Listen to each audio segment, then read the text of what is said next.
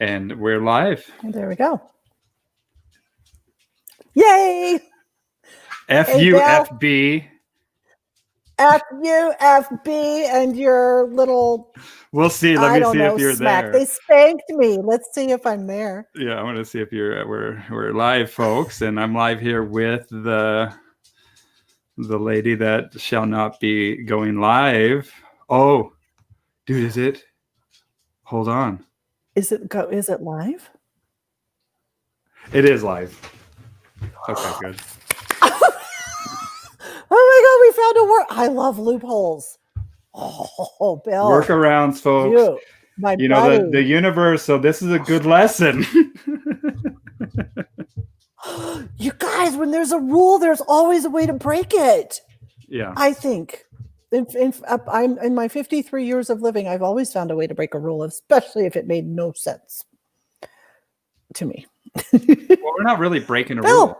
We're not really breaking a rule, I don't think. I mean, you're not allowed to go live, but I'm allowed to go live, and I'm allowed to bring you on as a guest. And not only are we streaming to Facebook, who actually banned you for why did they say you couldn't go live? Do you want to know why they banned me? Days? Yeah, okay. let me hear this. I couldn't believe it.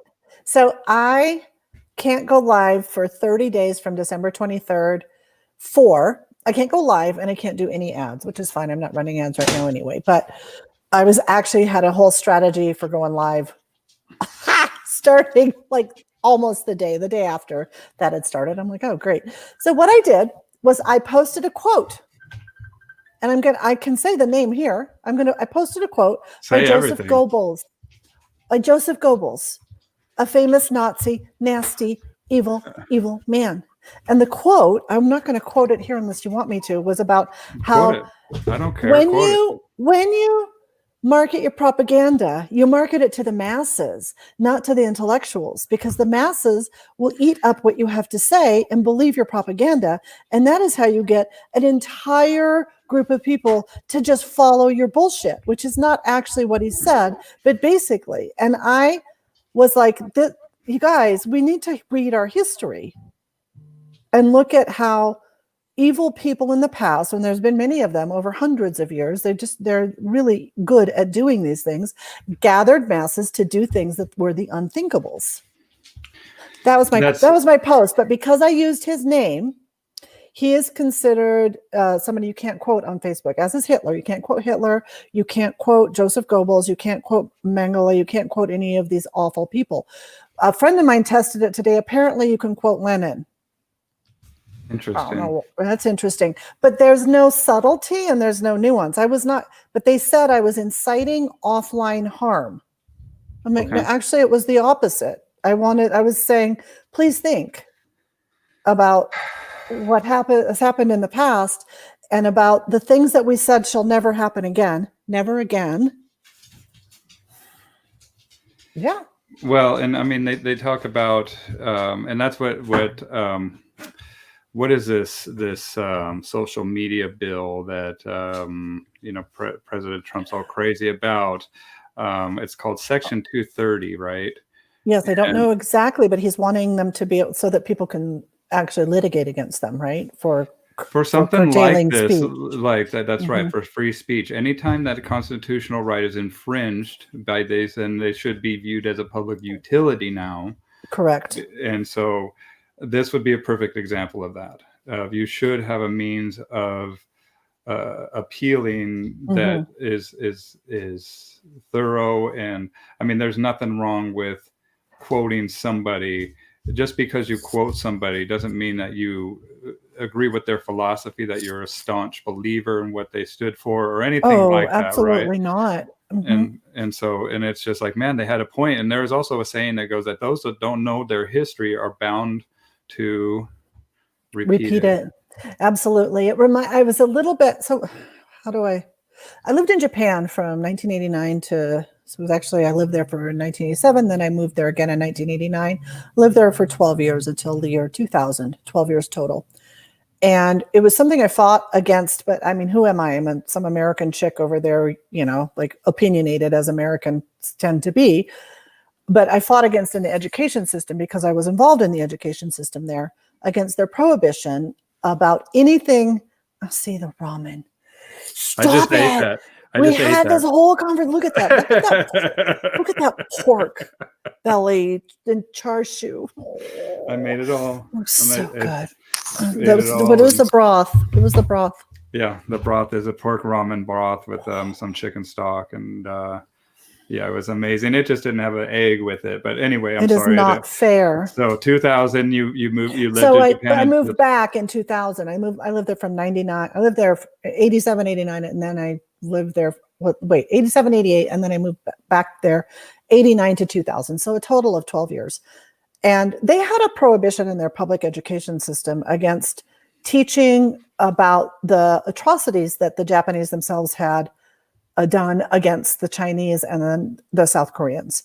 So, and there were many along the way when they had tried to colonize China. So Shanghai, brutal, Nanking, brutal, Nanking, Nanjing, yeah, Nanjing is it? Yeah, but it's Nanking.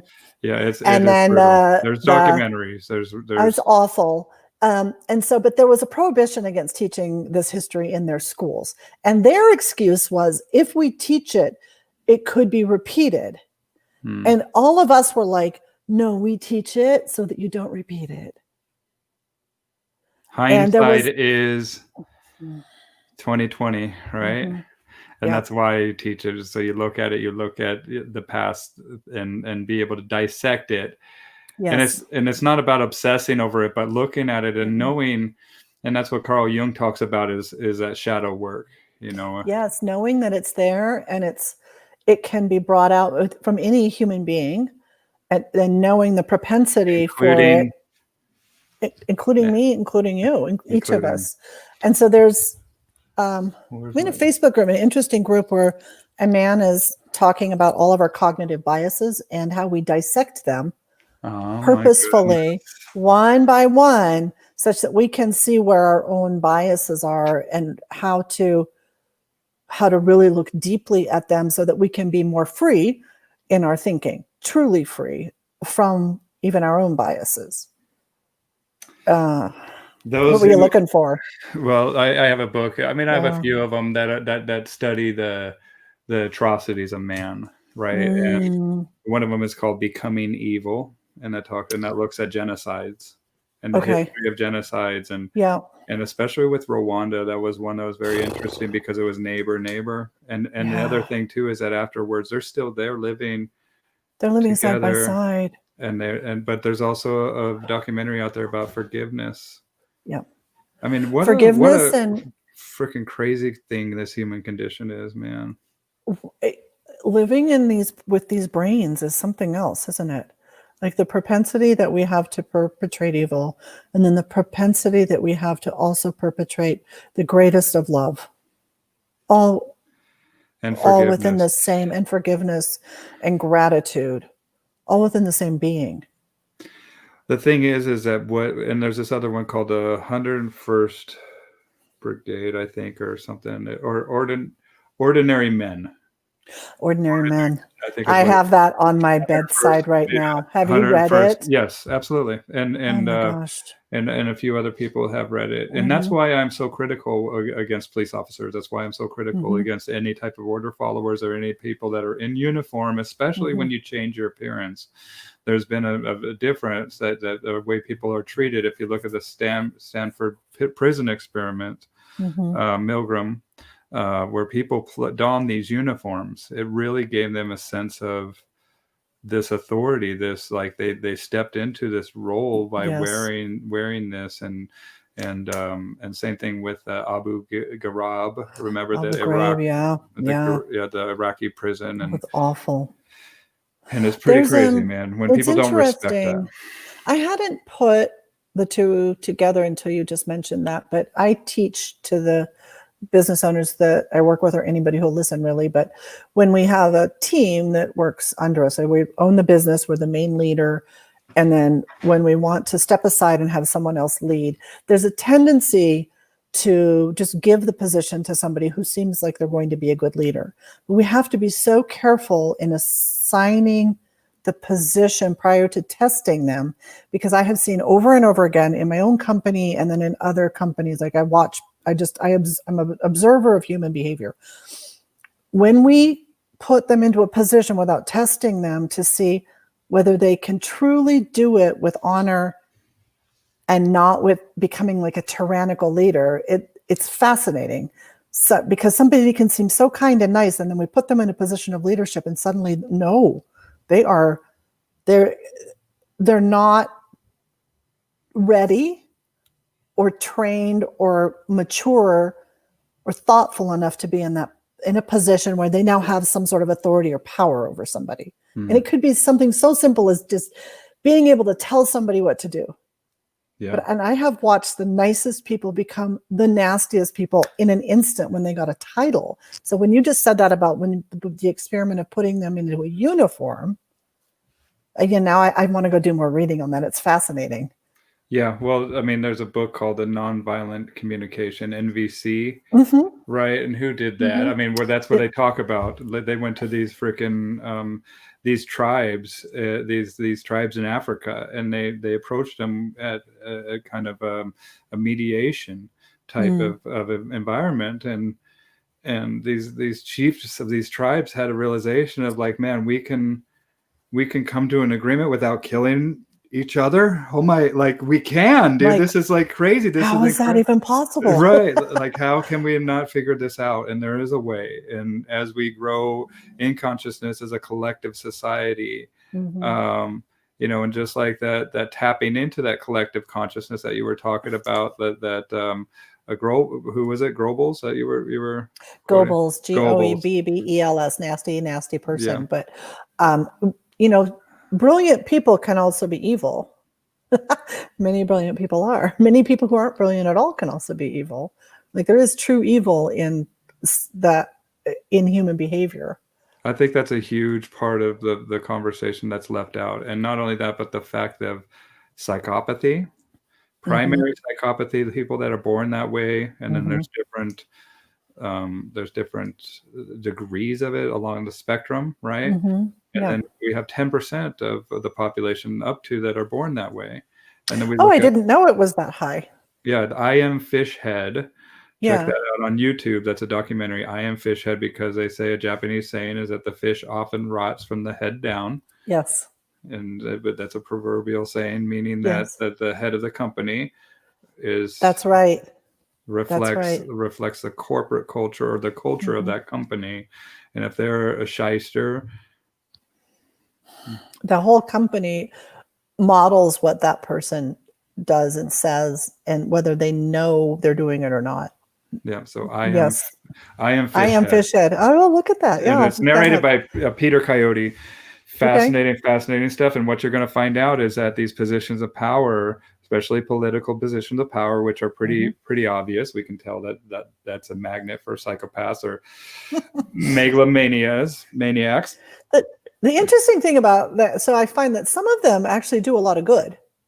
While they, like, you probably don't want to be married to them, and you probably don't necessarily want to work for them, but sometimes there's good that comes from the but they're not super all, focused psychopathy. Psychopath. Psychopath. Well, and there's different degrees of that too, right? And they might not have. They can have the ability maybe to shut off that empathy towards the large population that they're having an effect over, right? Or something. Right. Dude, really? I know. Poppy. Which one is it? Poppy just fell off the pile of blankets that she wasn't supposed to be on, but she passed out and then rolled over. Baby girl. Did you fall? I had a baby fall down. She did. She's my girl. She's so freaking cute. She is, man. But and so yeah, who knows? Because there is, I mean, that's a whole other conversation. The whole notion of representative government, and then the technology of blockchain that we have now. We have an open source way of making like a presentative model. We don't need representative. We can that's interesting. This is something I don't think I've heard of before. Can you talk about that? Yeah, so it's a fallacy for anybody to represent me. I present myself, right? Right. There's nobody that, like, even if I try to give that away. I mean, it's cute, right? Kind of. Like, yeah, you definitely can't. Nobody can represent me. But then we got these people that are very, very charismatic, that win you over or whatever, and that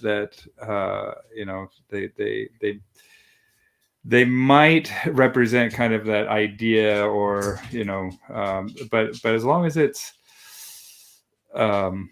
once we start getting into the coercive nature of government and enforcement of these edicts and rules, that often are not supposed to even exist based on the constitution of our land, and including the current environment, right? Yes. With lockdowns and all this stuff, it just decrees. It's just a very interesting thing, man. And often these people, the reason why they stay in power and the reason why they do what they do for so long is that that's exactly what they say to themselves, is that it's working. I'm the reason why it's working, right? I'm doing good. I'm making the sacrifice that most people aren't willing to make, whatever it takes. It's they're the ones that are the solution, right? Not the tyrant. Boy, they have themselves convinced of something that's just not true. Well, there's some mayors now that are quitting in these small towns because of the backlash of these mass mandates and just the duration and the fatigue, right?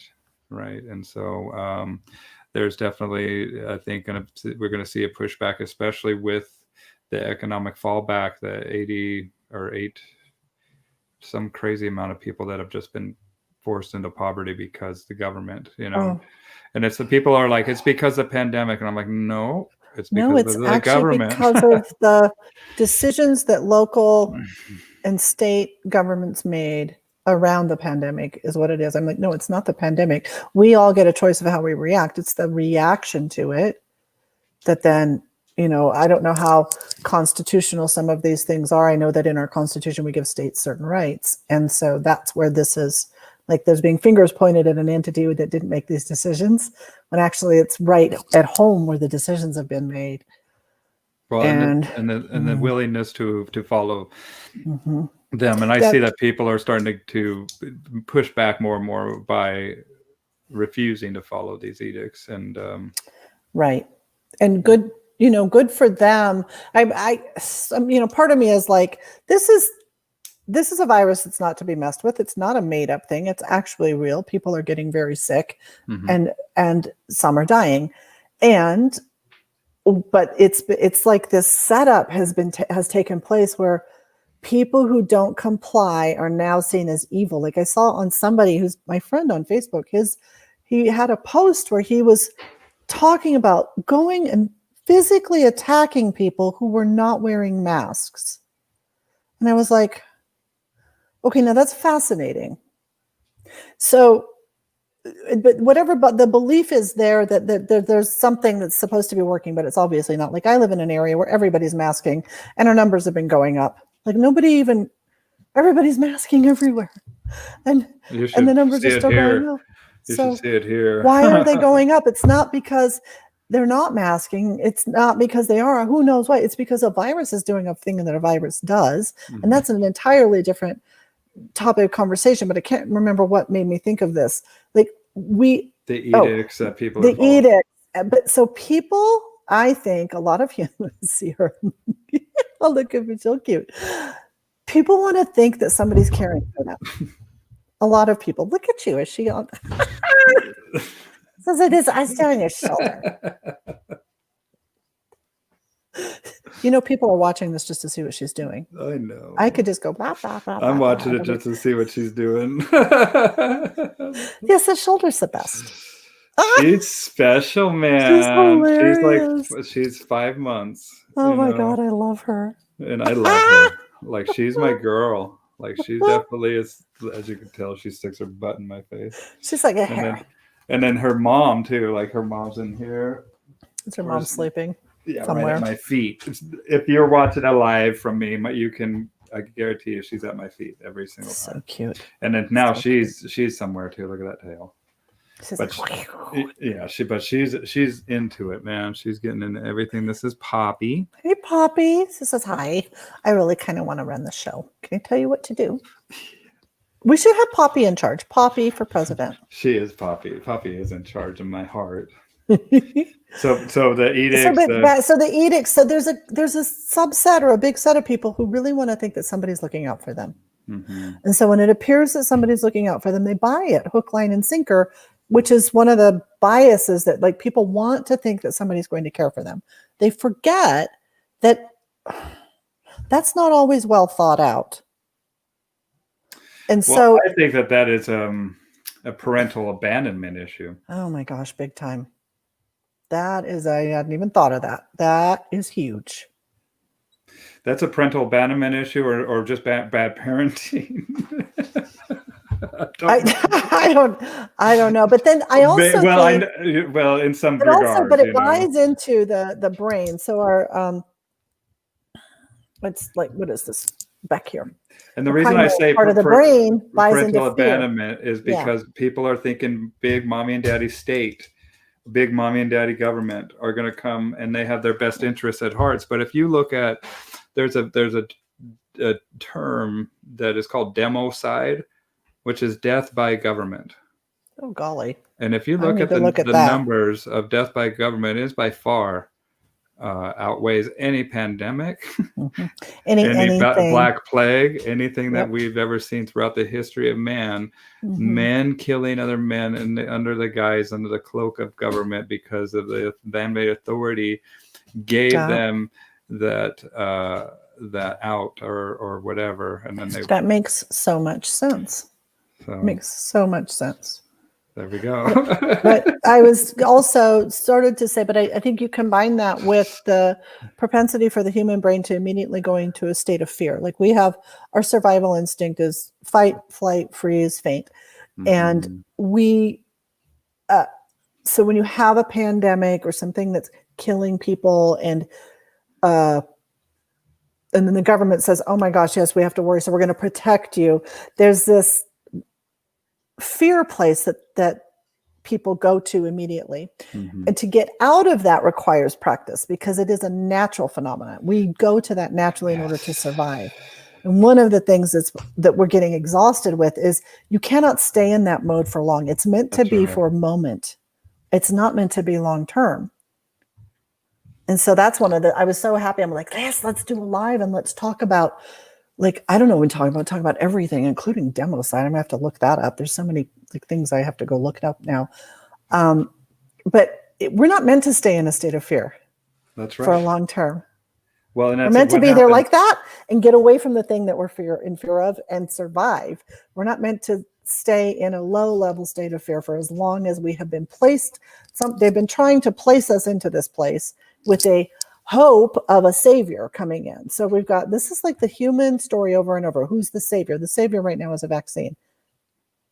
I don't even get me started on that. The savior right now is knowing how to critically think, knowing how to dissect information. Correct. And knowing yourself. Knowing thyself is the true purpose of this life. And that's even what the Oracle of Delphi claims, that know thyself and you shall know the universe and the gods.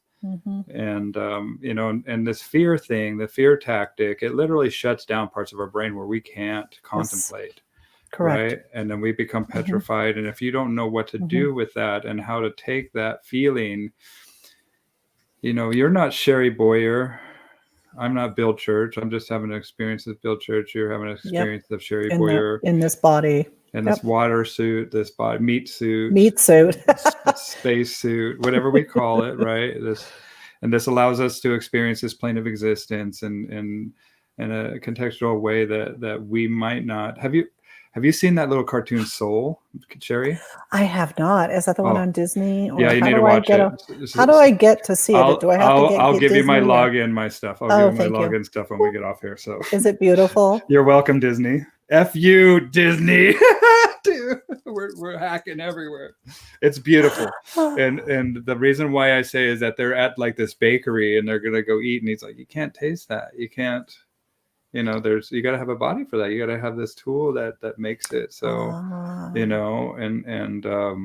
so there's life is meant to be experienced. We are meant to create. We are meant to be inspired. And if we look at that word inspired, I mean, that just means that inspiration, that taking in that deep breath, it's right? A deep breath you're in. Have you ever been to like a big piece of nature, like a big ravine, and open and just see it, and then you can't even help it, but you're like, wow, like you can't, like that's inspiration right there. That's nature inspiring you, and absolutely. The fear that you were talking about, it reminds me of one of my favorite Bible quotes. Is King James is when I quote it's a Proverbs 3:25. It's be not afraid of sudden fear, neither of the desolate of the wicked when it cometh. Wow. Okay, just maybe because what happens is that's the fear that they rely on. Well, they rely on that, and when you're talking about inspiring and in breathing, when that fear stops us from breathing. And what is the thing that this one virus that we are in fear of right now doing with people? It's stopping them from breathing properly. This fascinates me. Well, and how long can we go without eating food? Longer than we can without drinking water. Longer than we can without days, oxygen. 30, right? And then 7 days with water, maybe. But how long without air? And so not long at all. That's a life energy. That's what that keeps us sustained, to really, really connected to the vibrancy of like a life, right? Yes, and like these things that you're talking about, or we're talking about together. I was hoping we could talk about this, where so I'm not going to use the right terminology. I just know it to be true. When we create patterns in our neurology by our thoughts, and when we stay in a thought pattern of fear, we create where all my language is gone. The nerves that fire together. The nerves that fire, fire together. So when you realize you're doing it and bring yourself out of it and start to go back into the things that inspire you, such as whatever is beautiful to you, whatever brings joy to you, whatever you are grateful for, whatever you love, you create new nerve neural connections. That's right. And pathways. It's the same thing when we do the work with the dogs, right? It's the same thing when we rewire pathways by creating more nerve endings in the newer pathway, such that the old pathway is when it just skips right over and it goes to the new one. And it is so important always to be aware of this, but especially right now. Well, and that's what I was getting at, is like, you're not Sherry, I'm not Bill, but that awareness that you're talking about, that spark of the divine that houses this, that we house in this body, that infinite love and energy, that awareness, that is who you are. And we have to be aware of our body's functions, right? And our brain has those functions, and is based on experience, right? And experiences, the more that we have them, right? Repetition is the mother of all learning. Absolutely. The more that we develop that 8-lane neural highway. Yes. And also what we call the comfort zone, right? That's true. And the more that we delve out of that, then our body is automatically flooded. Once we get out of our comfort zone and experience a new thing, a new environment, a new whatever, a new pandemic, new thought pattern, a new thought pattern, yeah, right? Then our body is flooded with doubts, fears, anxieties automatically, because we have not wired that comfort zone around this new thing. Correct. It takes about 28 to 45 days for that comfort zone to really, really get established around that new thing. Same with the dogs, right? Yep, 100%. We're all behavior fascinated fanatics, because we work with behavior. And so, some people after 45 days, they're like, okay, screw it, man. If I get it, I get it. Like, they're just like, what am I going to do? I got to live my life. I can't live with fear. I gotta, they understand that fear is, fear will cause more illness and a worse reaction to an illness than And I'm not saying that because I know, I know a couple of people with very bad long haul symptoms who didn't even know they had the virus before the virus was even known to be here. Absolutely. And so I'm not saying that they're diminishing that they made it happen in their own bodies. So please hear that. I'm not saying that at all. But what I am saying is those who are rooted in a place of constant fear are more likely to have a bad thing happen to them with it than not, if that makes any sense. Well, I mean, even if they are, because they're hyper focused on that fear and that whatever anyway, instead of focusing on that silver lining, right? Correct. And so they're apt to tell you, way more about that and talk and focus on that. Focus. And they say, what you think about. Thoughts are things. What you think about can come to fruition. Like people will say, it's not what I want. Well, actually, just by thinking about what you don't want all the time, that is what you want. You're so focused on what you don't want that you're getting what you don't want, which is actually, you're telling your entire being that's what you want because you're focused on it. And I think that keeps that people in that parental abandonment mode as well, because they're always, I don't know, even I'm guilty of it too. I mean, even as we were speaking about, I get my business this year has dropped down the tube with some aspects of it. Some aspects of my business and investments have gone crazy, and I'm thankful for that too. But the one thing that, whatever people were doing before that maybe they thought was going to carry them through no matter what, especially at like the dog world, we have dog businesses. If we were doing overnight boarding, that went away. Boarding went away. My bread and butter. That was convinced me of this ever until it happened. And we're like, whoa, we have to pivot. We have got to move away from that into what is it that people need? Well, as a dog trainer, you can offer that immediately. Yes. And Zoom lessons. I've been doing Zoom. I've been doing FaceTime. Yeah. And not only that, but I'm helping dog trainers. And I'm building a business called the Dog Biz. And so we're going to be offering membership, different levels of memberships to that. So we'll be coming here in the future, little preemptive announcement about that, right?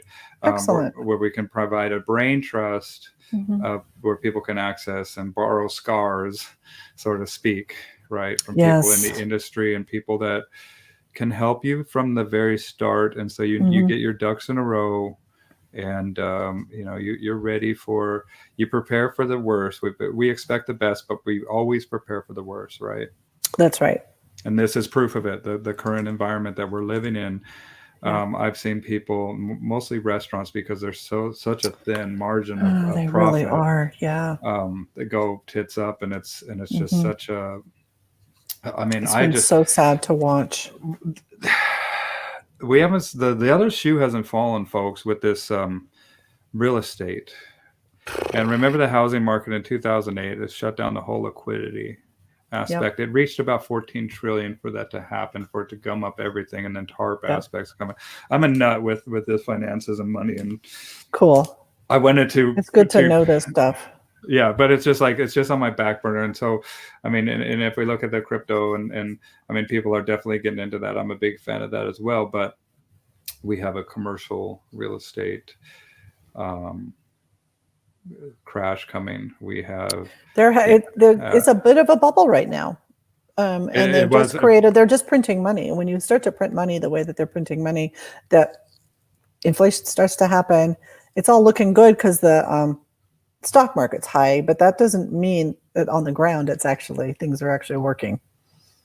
Yeah. Well, and there's a book. I mean, Thomas J. Stanley talks about the millionaire mind, right? Successful people, the affluent, and I've read every single one of his books. He went to heaven, and I mean, character, is one of the highest notable attributes. Like they have integrity. They do what they say. They back up. They have a strong marriage. They a lot of stuff that is very common with these millionaires. But what you also find out that there is a ton of posers. About 80% of the people out there are they're wannabes. Yes. And they just kind of flaunt it. And luckily I've read all these books because I can pick them out. You can spot them, can't you? You can spot them. He'll tell you in these books how to spot them, folks. And they're in our industry. I'm not going to say names, but they are in our industry too. Big time.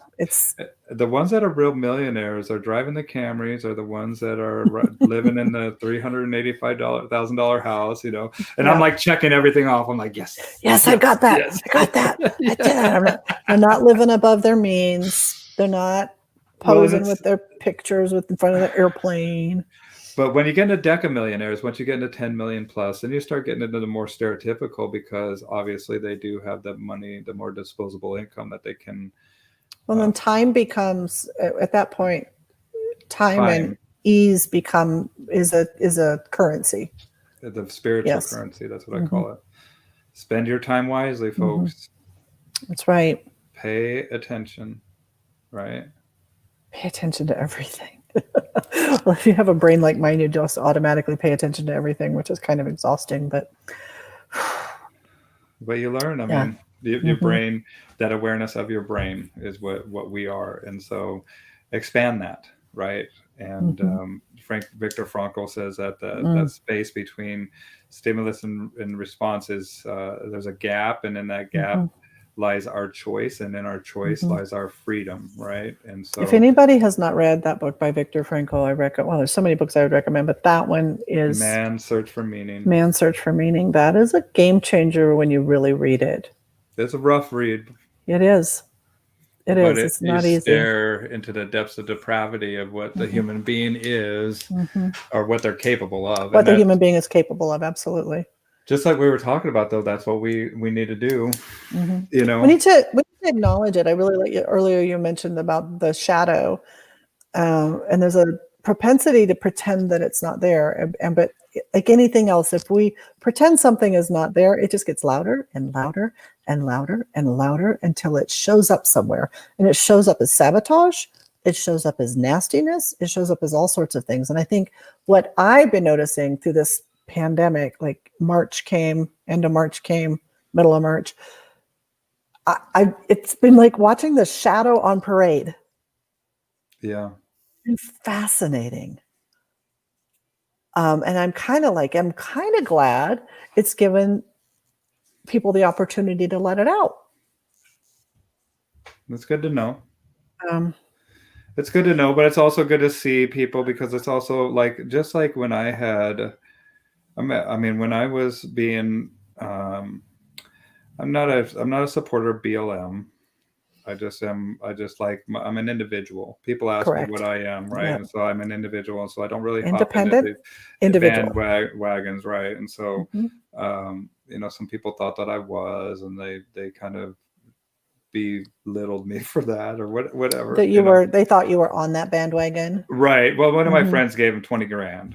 You know, the guy that painted this painting right there behind me, his name Jeezy, good friend of mine, and I'm just proud of my friends that they can throw 20 grand at something that they believe in. If they want to, yes, absolutely. Yeah. And so, and they thought that I had something to do with it. Regardless, it was. What is that of their business? Whoever thought that exactly. You had. Like, but what does that have to do with them? Exactly.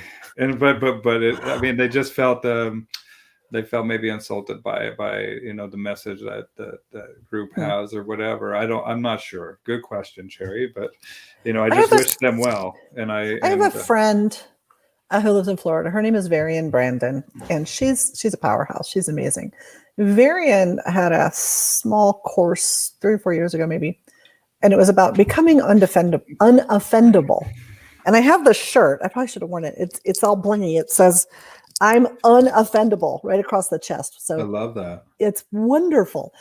And I think about that all of the time, like as a human being in a meat suit, as a like experiencing this body and this space and this world in this suit we're inhabiting. How do we become unoffendable? How do we allow people to do the things they're going to do and just say that it's an interesting choice? Shore Slocum. There's a guy named Shore Slocum. Shore Slocum. Who's a leader speaker here. He does a TEDx too. I've seen him speak a few times. Leaders causing leaders. Oh, I like that. but that's what I mean, just like hurt people, right? And leaders causing leaders, misery loves company. You know, we got to flip that script. And he's like, why do people walk around looking for things to be offended by? It's fascinating. That's what they do. That's all they're looking for is what offends me? What offends me? Why aren't we looking for things that exhilarate us? Why aren't we looking for things that inspire us? And the reason is because we choose not to. And correct. It's a choice. It's a choice. All of it's a choice. It's a habit. It goes back to what you're saying. Which way do I point when I point at you? Does it trip you out? Like, ladies and gentlemen, Sherry Boyer. See, I got it. You're good. I just have to point with the other hand. Opposite. But the abandonment thing you were talking about, there's a crucial piece of that where when people are pointing at things they're offended at constantly, they're looking for some sort of attention, some sort of a acknowledgement that they exist. Ritualistic behavior that's reinforced by adrenaline, just like these freaking dogs that are barking at the doorbell. Yes, it is. That's a good point. It is ritualistic behavior reinforced by adrenaline. I see the drama triangle too. I see drama triangle and everything, but like people who are looking to be offended, they're in the victim position. And I put victim I always put it at the bottom. Okay. And then one of the other positions is rescuer and the other is perpetrator. And I just had somebody call me today about this exact issue. That would be the downward triangle, which would represent the chalice or the dome, right? Which I had no idea. The feminine aspect or the uterus, right? Interesting. And then we have the masculine, which is the upward facing, which is the blade or the But phallic. Any way you look at it, right? If we're playing a game in the drama triangle, you actually want to play outside of it. Because there's no ritualistic behavior outside of it. Something I taught in my business, in my employees, whenever we'd start to get things would get gossipy, and most of my kids, they're all kids. They were 18 to 23. They knew about it because I think they'd gone through family counseling or therapy or something. It was and they're like, oh, that. I'm like, yeah. Which person are you making me? You're making me the perpetrator because I'm the business owner, so I'm the bad. And then you told a story, so you're the victim, and now somebody's going to rescue you. So we don't play in that role. So what roles do we play? Absolutely. We have to be individuals. But I can't remember why I thought of that. But this being offended constantly puts you, if you are that person, you're a victim. Nobody's making you a victim. You are. Poor me. How dare you, Sherry? How dare you forever even suggesting that? God damn it. No. Well, and it's also done. Not only do the people get, that ritualistic, but they also get attached to that damn story. The story of who they are, why they're doing what they do every day. And it's an excuse, and it becomes a record player that goes over and over and over in their head. And it's like, dude, you told me this 6 times. Let's move beyond that. Okay. How about a new story? What if you made a new story? Right. I have to remind myself of that a lot. I'll catch myself saying things sometimes and I'm like, oh, that's an interesting story that I'm telling myself. Wow.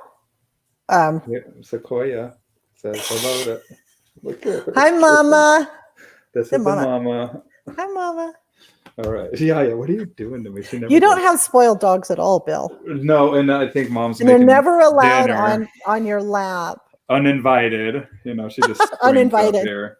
She just wakes up, jumps on my lap. This is my girl, man. She can do that. She has the right. I'm so offended. She didn't even ask permission.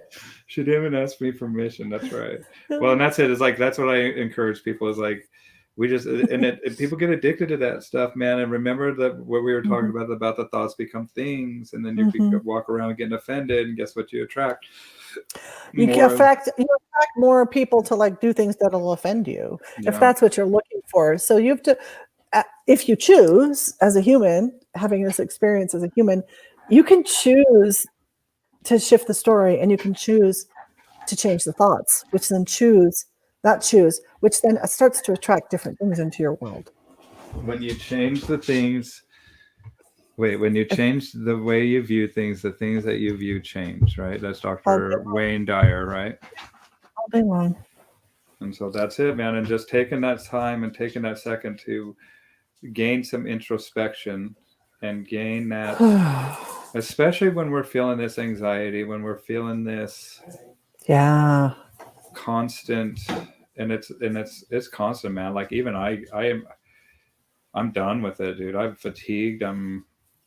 It's been almost a year now, 3 more months. And I moved the phone out of my bedroom because I was using my alarm on my phone, but I was also scrolling on my phone incessantly. And I have an insatiable need for information. And so my brain is bad on a phone, because there's information at my fingertips. So a month ago, I moved the phone out of the bedroom, and I have been so much more well-rested. You know that those two words. That's the reason why it's the endless scroll, right? It's your brain so addictive. Eats it up. It's like endorphin rush. It's Do you remember Coneheads? Yes. Do you remember when they would eat the toilet paper? Like when they would suck the toilet paper, that's the brain sucking that information up. I've tried. My husband thinks that movie is hysterical. Actually, one of my friends from college has a cameo in that movie. It cracks me up. I watch for the split second she's in there. That's awesome. Dude, speaking of your husband, man, what a freaking man he is, huh? Awesome. He got 2 elk this year, archery. Yeah. Oh my gosh. They weren't just elk, Sherry. Those were pretty legendary animals. This is the thing. Like his email address is still bull crazy at blah blah. Okay. Because he has been hunting a bull elk his entire adult life. He's 57 years old. Like they call it hunting for a reason, especially if you're a bow hunter. If you do archery hunting, it is not a sure thing. Like there's so much strategy that goes into that. The amount of strategy and thinking and work that goes into that just astounds me. Like it's incredible. Yeah, he did a good job this year. Yes, we've got a freezer full of meat. Well, those were good looking animals, and yeah. And that's just the way that you approach it. And sometimes more often than not, you're going to be unsuccessful. That's and right. Just like in business, I know there's that saying of fail harder, like get out there and fail, and fail. That's right. I'm going to be embarrassed by my first, and that's what I've told my graphic guys with this, the dog biz, I'm like, I don't want everything the way it's going to be. I said, we need something. Let's get it out. I'm sure I'm not going to like it, but let's get something. Yeah, just get it out there, and then you can change it. If you're not embarrassed by your first launch, then you've waited way too long, right? That's right. Oh my gosh. I remember my first website I did it myself on Homestead. Oh my gosh. I made a lot of money with that stupid website, but if I looked at it, it's embarrassing. I just posted up one of my first flyers that I ever did. Saw that. It was great. Yeah. It was so great. I had like 2 numbers on there. Like I'm like, whose number is that? Like I don't even recognize it. I'm just like, what were you thinking? And then the font is like cursive. Like you just see it. Like hindsight's 2020. Like I was so new. I had no idea. Yeah. It's all good. I know people are so afraid to fail, and so they don't take the steps to do the thing. But the thing is, nobody's going to know, well, they might know, but everything is for an instant these days, an instant. They're on to the next train crash, the next NASCAR car wreck. They're on to the next wreck that they can watch. They don't care about your wreck. They seriously Well, and if you fail hard enough, you go viral and you're good. Yes. You go on TikTok, you're good, man. Like these guys are I am actually considering downloading TikTok. I've been like, you haven't seen it? Well, so people send me TikTok videos all the time, but I just learned this last year. You'll be done. You'll be like 3 days. Yeah. And I'm very careful right now, and explained my whole life. I'm like, okay, I told myself some stories along the way, but then when I got that diagnosis of the specific kind it is, I'm like, oh my gosh, everything made total sense to me. But I don't want to tell myself that story forever. But I know if I go into TikTok, I'll never leave. Yep. It scares me. Stay. Stop.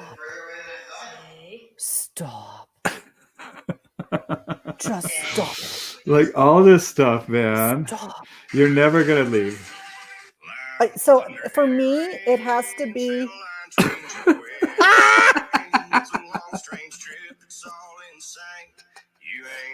What's he gonna do? He's gonna beat you up, Sherry. Better recognize. Sorry. Oh we my need to God. watch TikTok together. We need to watch TikTok. We should do a live watching TikTok together. Oh my God. So the thing about TikTok I have to have a strategy for it. I have got to have a business, a monetization strategy of some sort before I even get into it. There's plenty of that on there. You know? Because if I don't have a monetization strategy for it, it will make no sense for me because I will ruin everything watching TikTok videos. I just know it. You need to get on there and just talk to people like you talk, because I think that you have some much needed advice and you know, I think I'm excited about that, especially since I got freaking banned on Facebook for talking about mind control. Facebook, F you, Facebook. FUFB. FUFB. Oh. You said that at the beginning. And now it's could we make a hat? And a shirt.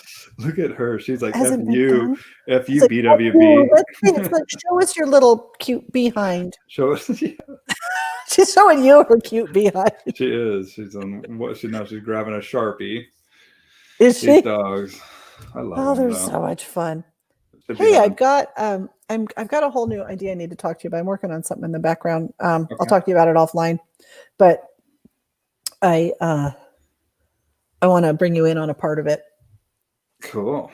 So I'm doing. I have like three irons in the fire right now. On it would project. Be not even. It would be a tiny bit, tiny thing. Okay, cool. Well, I'm down. I'm just saying that it's because I need something with puppies. So just telling you that right now. Okay. Let's do with puppies. Cool. I got puppies, man. I know. love puppies. I love my puppy. And she got a little crooked teeth. I know. She got one tooth that needs to come out. Still, does it come out yet? Did it come out? She's like, oh man. Don't mess with my tooth. Well, I'm gonna have there's this TikToker that's this groomer. Oh. Let me see if I can find her. I reached out to her and she's gonna do a live with me. Oh, how exciting! Yeah, and I reached on her on TikTok here. Oh, I love it. So I gotta show you, and I'll do what she one of the things that inspired me to reach out to her. I'll show you here. This is Zoe. She's an 11-year-old German. This is her girl with the dogs. And what it was her own. She was grooming her own dog. Oh. And I gotta find it. And she was just like, this is Ace. This is it right here. This is Ace. He's a Maltese Yorkie mix, also known as a Morkie, and he's my little menace. Ace weighs in at a whopping 3 pounds, and he is actually the alpha of my pack. I believe that. He's in charge of the German Shepherd. Oh, you know it. What I like to call little man syndrome. Ace has always despised the blow dryer. Refuses to wear the ear protection. Under the stand dryer. I spray him down with the Stuff for Dogs. And the Stuff for Dogs. Coat using my gentle slicker brush because that must be a brand. Thin coat. Then I comb him through, and then I clip his nails. You see how many likes she has on this one video? Yeah. So I let his coat. That's how many likes. That's incredible. He does not tolerate the clippers on his paw pads, so I use scissors instead. Well, she's just being matter of fact. And he has never been fond of the grooming. He's never been fond of the grooming. That's probably it. That's why I reached out to her. Yeah, she's just matter of fact. 9 years old, never been fond of the grooming process. Guess what? He's getting groomed anyway. Does it every single time, folks, and that's what people want. They're like, "Hey, dude, I want my dog to stop doing this." I'm like, "He's never going to stop doing that. We need to learn how to. We just need to learn how to live with it, manage it, or work with it, right?" And same thing with this. Like, she is a professional. Like, we don't give up on our kids. And even if we know you don't like this, dude, but you need to do it, man. It's like that that bad tasting medicine.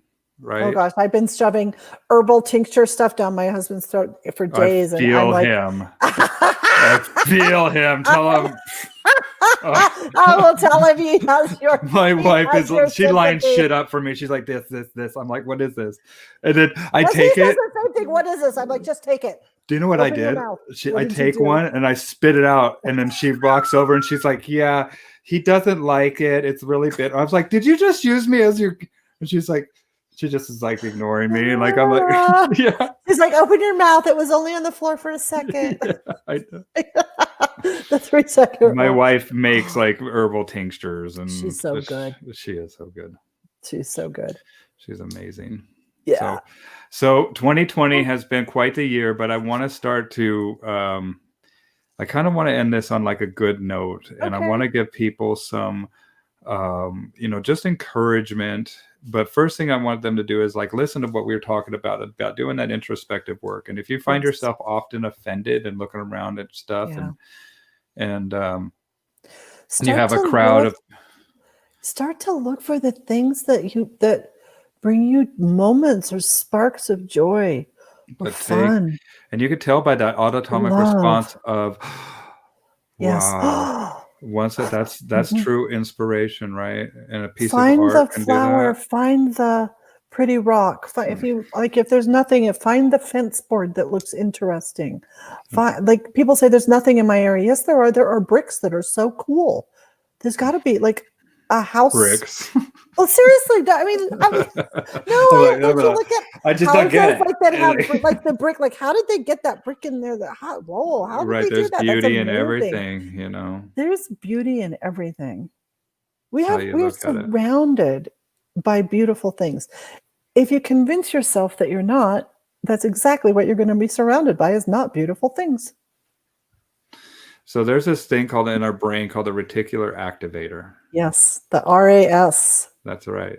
And so a good example of that is like if you buy a brand new car, so like a brand new Ford Mustang, a white Ford Mustang, say it's not brand new, it's new to you, say it's like a 2012 Ford Mustang, right? But it's an older body model, but you love it and it runs great. It's a great deal, right? So guess what? Now you're going to pick up and you're going to notice all the white Ford Mustangs out there. Well, all the Ford Mustangs, period, but especially the white ones, right? And not only, but then your year, your model, everything, your brain is automatically going to pick up on that. Yep. And that's that. It reminds me of my nephews, 9 and 11, or now they're 9 and 12. Oh, don't mistake that. It's not 11 anymore. It's almost the teenager. Yeah. But they have this game they play where they call out slug bugs, like when they're in the car. They slug bug. Slug bug is a Volkswagen bug. Volkswagen. No, like slug bug red, slug bug yellow, slug bug silver, slug bug. And then my husband was like, "What about Jeeps, man?" So now they're like Jeep, slug bugs, and motorcycles. And you'll be having a conversation. So what do you say when? And they go motorcycle. I'm like, "Well, their reticular activating system is on 3 things." Not yet girls or boys or whatever they're going to be attracted to. Not yet that, but shortly enough, I'm sure. I'm sure it is in some degree. I'm sure it is at that age. Yes, it's just not interest. It's just not kicked in with the reinforcement of the hormone surge. Or not quite yet. Yeah. But God bless them when it happens. What can you give your reticular activating system to start to notice? What a fun game that could be. You get your reticular activator to start to notice the things that give you everything that, I don't know, just the things that would give you so much joy in life. Start to visualize, like go into that mind's eye and kind of like observe yourself from your perfect life. Right. Oh, I love that. And just observe, like this is you and you're observing from a 30,000 foot view.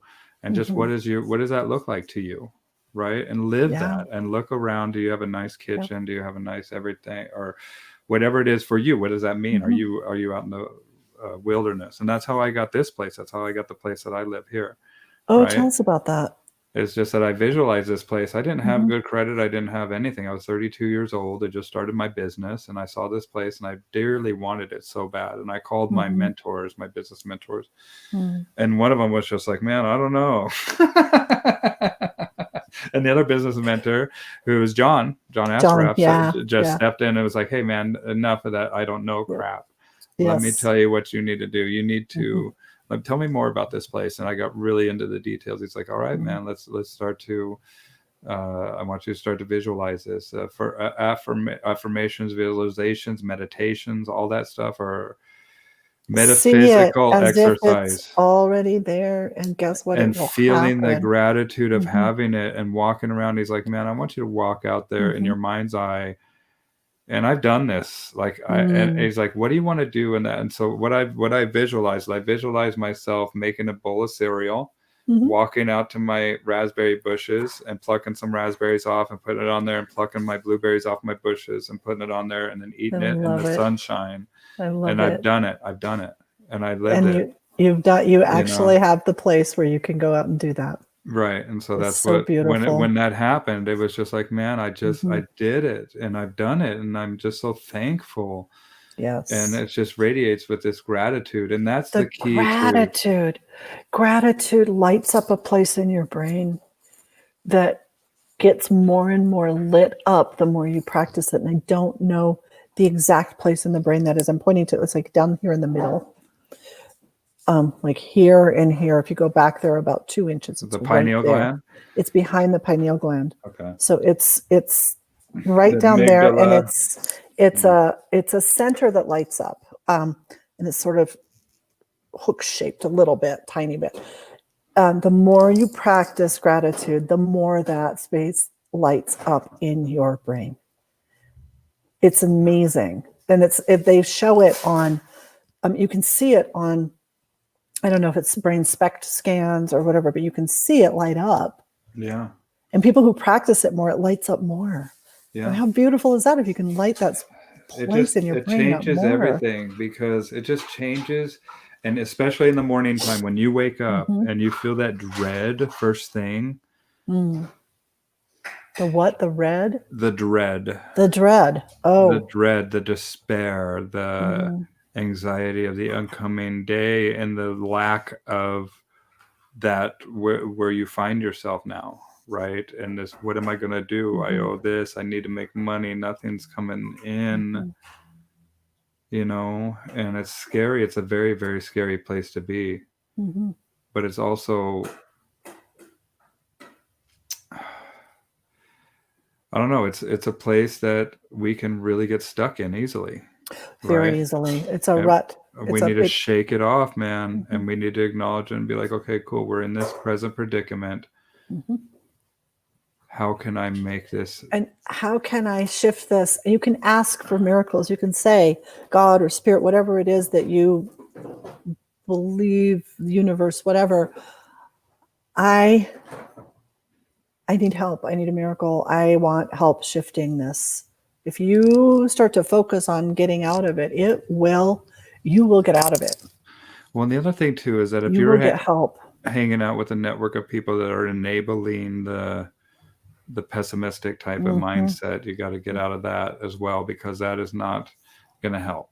Like, and the best way to do that is to get out in nature and to get out into like a river bank and just watch that river go by and let yourself just be and just to observe and let that gratitude flow into you, and that's basically just find something you're thankful for, even if it's standing on those legs that you got, or that's right, those lungs that you have to breathe, whatever it is that you have that day that you're living today. Be thankful for something. And the more you think about and think about, the more you bring about, is that saying, right? I love that. The more you think about and think about, the more you bring about. That's right. Yes. I not only do I believe that, I know it to be true because I've done it in my own life. This place, buying this land and everything by myself, that proved it to me. And every time I need a reminder of it, I just walk out into the middle of my yard. And now this place is almost 100% paid off. That's amazing, Bill. Right. Congratulations. And so, thank you. And that's something that's just going to be, and that's what I'm living now. Is what does it feel like to walk out here on my paid for grass and my bare feet, right? And what is it like to be able to help my neighbors out if I need to? What is it like to be able to buy another space down in Florida like I want to, right? And that's my next spot, is I want to buy a nice piece of land down there as I can grow some food that I can't grow up here. Oh, there you go. Avocados and citrus. And you can grow that without blinking down there. Yeah, and some good marijuana. No, just kidding. you got. They are sort of progressive in all sorts of ways, and not that yet. I'm like, come on, Florida. Yet. Come on. But we'll see. I can't see any of my comments on my Facebook. Oh, Adrian. Is there. Adrian JD. Here? We got 12 comments. Let me read through them really quick. Beautiful. Okay. Yeah, Adrian's awesome, and she speaks very highly of you. I love her. And I think that just a gem of a human being. She is. I'm proud to call her my friend. Yeah. And I think that, you are living testament that even in a pandemic, even in a downturn of an economic disaster, literally, that there is a silver lining and there is a way that we can, pick up our there is. Ourselves. Thank you. I'm very proud. All of my clients, every single one of them has made it through this, and most of them have made it through it. Not all, not 100%, but they made it through better than they had before. But the ones who didn't come out with more revenue still came out ahead, still are profiting, and still have amazing teams that they have built, and they've led themselves, their teams, their companies, their clients through a literal mess. I'm so proud of them. Dude, when we were talking, such a hard year. When we were talking the first time when this all just happened, we were saying July, August. Even then we were just like, man, really? Right? And now here we are, almost it's the end of the year. Happy New Year's to everybody. Almost, right? Literally in a few hours. Yeah. And so who knows what the future holds, but we can take action on what we do for ourselves and our families, and it's not going to be good if we take that action from a pessimistic mindset. We have to be able to recognize those opportunities, and when those opportunities come up, we have to be opportunistic and seize them. Grab them, grab them and go. Yep. Bill, thank you so much. Does anybody have any questions? I don't know if anybody. I don't know why it's not doing the comments here. Let me do it. Let me open up this whole video. New Year's chat. I'm so thrilled that I'm sort of live, even though I've been banned. I broke some stupid rule that doesn't even make sense. They can't even explain their dang thing I broke. We transferred our business best sales out Corey Dollar. I don't know if awesome. Congratulations. Happy New Year, JD. Happy New Year, Kevin. Tosh just read A Man's Search for Meaning. Just finished it. Amazing wonderful book. I wonder why I can't see this. Hold on, let me click on this. Oh, if I click on comments. I don't know. I can't see any of them. Yeah. Okay, George Cockrell, what up? Hey, George. That looks bomb. I think he's talking about my my ramen. Happy New God, that ramen. I'm gonna make you some. That's I'll make you some. I'm gonna drive up there and have to make me some. You're gonna be like, oh my God, this was worth it. This was worth the whole drive. Machiavelli. So do you know Machiavelli? Yep.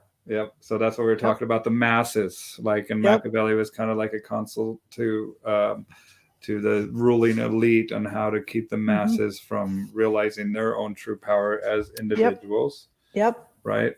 Oh, demo side. We got somebody put up here. Demo side is the concept, at least 94 intentional killing of unarmed or disarmed person by government agents acting on the authoritative capacity and pursuant to the government policy or high command, just following orders. Following orders is one of the scariest 2 words I think that we've created in this language. Yeah. Well, that's that accountability goes away. I mean, and Linda Kame says, "Hey, all." Hey, Linda. Oh, look. Hey, Linda. That was like me this morning when I was venturing down the farm. A hawk was flying straight at me, following the drain. Breathtaking for the moment. Wow, that's very beautiful. Cool. Neuroplasticity for the win. That's right. Adrian Forsyth says hi. Hey. And then Happy New Year, Happy New Year. And then Tony says, how's it going? And Happy New Year. Fantastic. All right. Awesome. Well, thank you for playing bringing me on to see if we can beat the whatever. But I love talking. I'm all about it. You know me. I know.